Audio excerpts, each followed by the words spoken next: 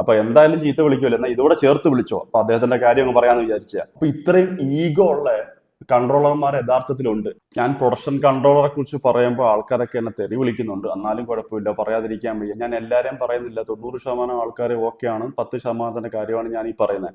ഈ 10% ആരാന്നുള്ളതൊക്കെ ഏകദേശം സിനിമ ഇൻഡസ്ട്രിയുള്ള എല്ലാവർക്കും അറിയാതാനും.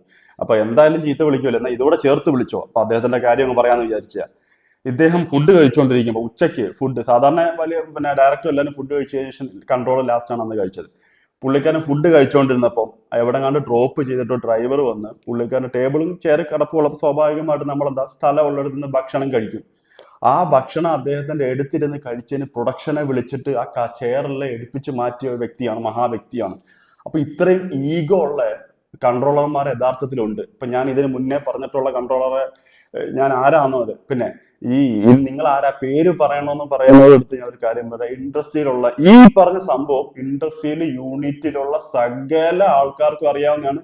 ഇൻഡസ്ട്രി ഇപ്പൊ ഇന്നത്തെ കണക്ഷനിലെ ഇൻഡസ്ട്രി ആയിട്ടുള്ള ആരോട് ചോദിക്കും, ഈ സംഭവം അറിയാവുന്നതാണ്, എല്ലാവർക്കും അറിയാവുന്ന മാറ്ററാണ്. അതുകൊണ്ട് പിന്നെ ഈ പേര് പറയണമെന്നും പറഞ്ഞ് വരുന്നിടത്ത് ഞാൻ പറഞ്ഞല്ലോ, എനിക്കൊരിക്കലും ഞാൻ ആ പേര് പറഞ്ഞിട്ട് ആ പേരിനകത്ത് ഒരിക്കലും ഞാനായിട്ട് എൻ്റെ വായിൽ നിന്ന് ഞാൻ ഒരിക്കലും പേര് പറയത്തില്ല. പല ആൾക്കാരും ഓരോരുത്തരുടെ കമന്റുകളുടെ പേര്, അത് ശരിയും തെറ്റെന്ന് ഞാൻ പറയുന്നില്ല, ഒന്നും പറയുന്നില്ല. അതുകൊണ്ട് പിന്നെ ഈ ഒരു സംഭവം എനിക്ക് പറയാതിരിക്കാൻ പറ്റത്തില്ല. എന്തായാലും എന്നെ കൊണ്ട് ഇപ്പം എല്ലാവരും ഇപ്പം ഞാൻ ഈ പറയുന്ന ആൾക്കാർ എന്നെ ഒന്ന് ഈ 10% ആൾക്കാർ എന്നെ ഒന്ന് കമന്റിൽ തെറിയും പേഴ്സണൽ മെസ്സേജിനകത്ത് ചീത്തയൊക്കെ വിളിക്കുന്നുണ്ട്. ഒരു കുഴപ്പമില്ല, നിങ്ങൾ വിളിക്കുമ്പോൾ അങ്ങ് പൊക്കോ, ഞാൻ മൈൻഡ് ചെയ്യത്തുമില്ല. ഞാൻ പറയാനുള്ള പറയുകയും ചെയ്യും. അപ്പൊ ശരി, എന്നാ ഞാൻ പറയാനുള്ളതൊക്കെ പറഞ്ഞു.